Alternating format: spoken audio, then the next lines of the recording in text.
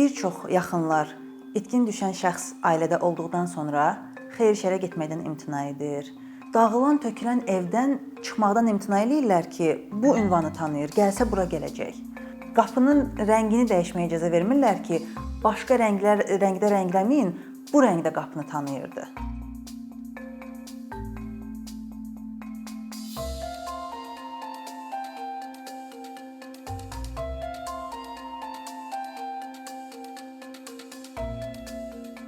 İtkin düşmüş şəxs dedikdə adətən biz nə başa düşürük? Hər hansısa bir formada taleyi naməlum olan bir insandır. Bəs onun ailəsi, onun yaxınları, yəni ətrafımızda olan yerdə qalan insanların vəziyyəti necədir? Onlara ailəsində itkin düşmüş şəxsin olması necə təsir edir? Silahlı münaqişə ilə bağlı itkin düşmək adətən özünü 3 formada göstərə bilər. İlk olaraq ümumiyyətlə taleyi barəsində heç bir məlumatın olmaması, tamamilə naməlum bir vəziyyət. İkincisi, ailəyə qalıqlar qaytarılıb, ailəyə bir cəsəd qaytarılıb, amma həmin o prosesin özü o qədər qarışıq olub ki, ailədə tam olaraq anlayış, o təsdiq hissi olmadığından içlərində hələ də biraz belə sanki şübhə qalıb ki, bəlkə də mənimki deyil. Və üçüncü, ailənin xəbəri var, ailənin özü və yaxud hər hansı başqa bir şahid ailəyə bildirib ki, həmin şəxs hardasa vəfat edib. Sadəcə cəsədi ailə geri ala bilməyib və ona görə günün bugünündə də hələ də tam olaraq o prosesin içindən çıxa bilməyiblər. Ümumilikdə silahlı münaqişə ilə bağlı dünyada itkilərin sayı çox böyükdür. İtkilərin sayı o qədər böyükdür ki, misal üçün Balkan ölkələrində 90-cı illər ərzində bir neçə il davam edən müharibə ərzində 40 mindən çox insan itkin düşüb. Kolumbiyada 50 ildən çox davam etmiş bir münaqişənin nəticəsində 63 mindən çox insanın taleyi naməlum olub. Və ən yaxın zamanlarda baş vermiş ən böyük dəhşətli rəqəmlərdən biri 2021-ci ildə BMT bəyan etdi ki, Suriyədə 130 mindən çox insan itkindir. Azərbaycanda 1992-94-cü illər ərzində 3800-dən çox insan itkin düşmüş olaraq bu gün hal-hazırda qeydiyyatdadılar. Və daha sonra 2020-ci ildə atəşkəs olduqdan sonra təxminən 100-ə yaxın insanın itkin düşməsi barəsində xəbər bildirilmişdi. Daha sonra bir çoxlarının ailəsinə hər hansı bir formada məlumat verilsə də, 6 nəfər gəncin taleyi 2020-ci ildən bəri hələ də naməlumdur. Qeyri-müəyyən itki insanın üzləşə biləcəyi ən ağır təcrübələrdən birisidir. Təsəvvür edin ki, sevdiyin insanın nə sağ olduğu barəsində bir əminliyiniz yoxdur, nə də ölü olması barəsində bir əminliyiniz yoxdur. Və nəticə olaraq bu iki fikrin arasında gedib gəlirsən.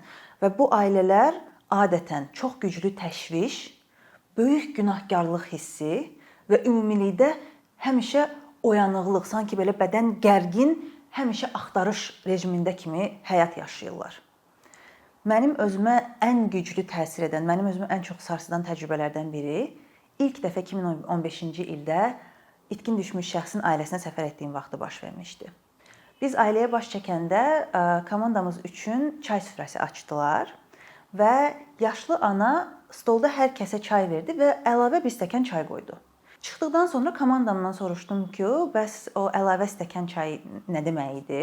Və onlar mənə bildirdilər ki, bu ana ümumiyyətlə hər bir yeməkdə, hər bir çay süfrəsində əlavə olaraq bir boşqa bir stəkan qoyur ki, birdən oğlu qapıdan girər.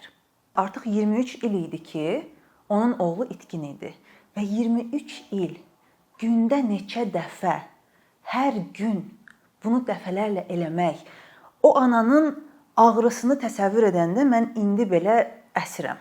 Bir çox insanların həyatı itkin düşmüş şəxsin itkin düşməsindən əvvəl və sonraya bölünür.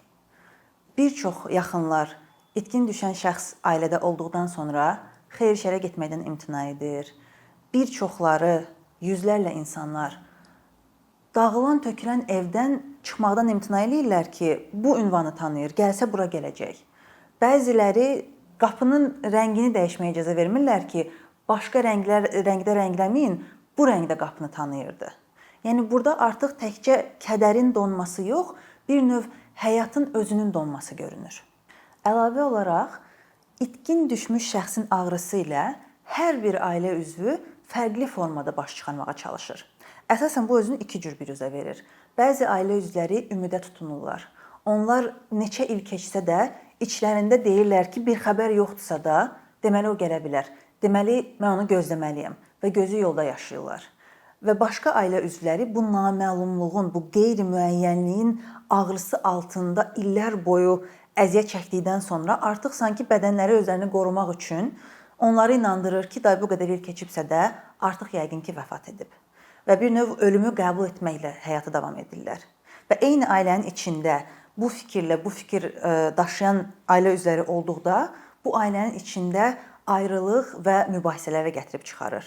Ümidlə gözləyən ailə üzvü deyir, sən necə ortada bir meyit olmadan onu ölü bilə bilərsən? Necə sən bunu qəbullanıb həyatını davam eləyə bilərsən? Və bu acının altında da yəqin ki, artıq vəfat edib fikrini qəbullanan insan bu zaman özünü daha da çox günahkar hiss edir və nəticə olaraq deyir, bəsdir də, özün də əziyyət çəkdin, bizə də əziyyət çəkdirdin və özünü qorumağa çalışır. Və hər kəsin ağrısı, əzabı biraz da artır. Bütün bu hisslər bəzi məqamlarda biraz daha da ağrılaşır. Bunlara xüsusi anlar deyirlər. Xüsusi anlar itkin düşmüş şəxsin xatirəsini yeniləndirən hər bir an kimi tanına bilər. Yəni bu həmin şəxsin doğum günü, itkin düşmə günü, onun axtarış prosesi ilə bağlı hər hansı bir sualın yaranması, hər hansı bir yeniliyin olması və yaxud da ümumilikdə itkin düşmüş şəxslərin vəziyyəti ilə bağlı hər hansısa bir addımın irəliləyişinin olmasıdır. Bu məqamlarda ailələrin həssaslığı daha da çox artır və bu məqamlarda ailələrin zərər çəkmə, sarsıntı çəkmə riski daha da böyük olur.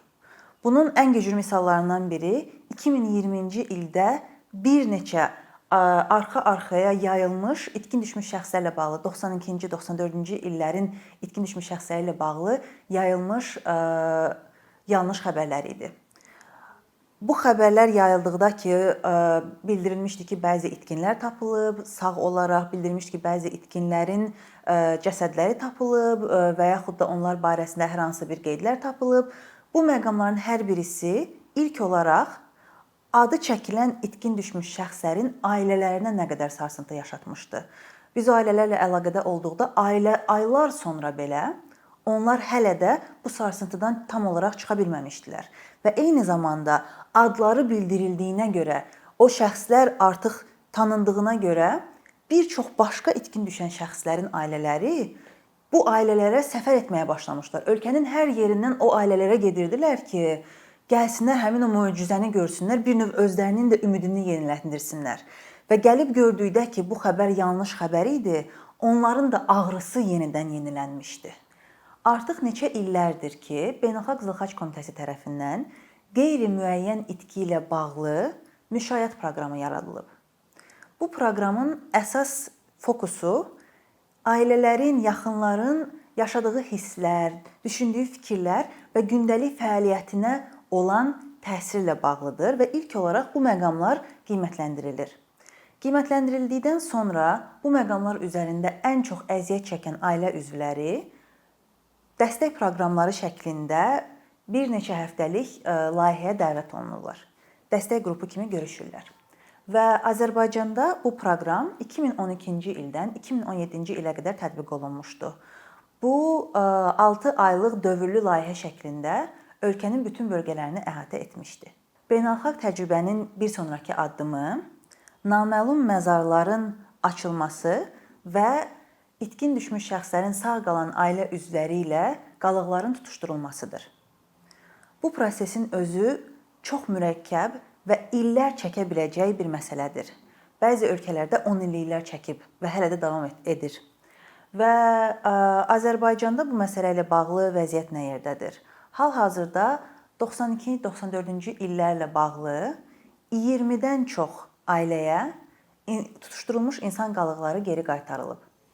Və bu nə deməkdir? Bu o deməkdir ki, 3800-dən çox itkin düşmüş şəxsin ailəsində hər birisində ən azı 5 nəfərin daha çox təsirlənməsi və daha güclü olaraq xəbərə ehtiyac duymasıdır.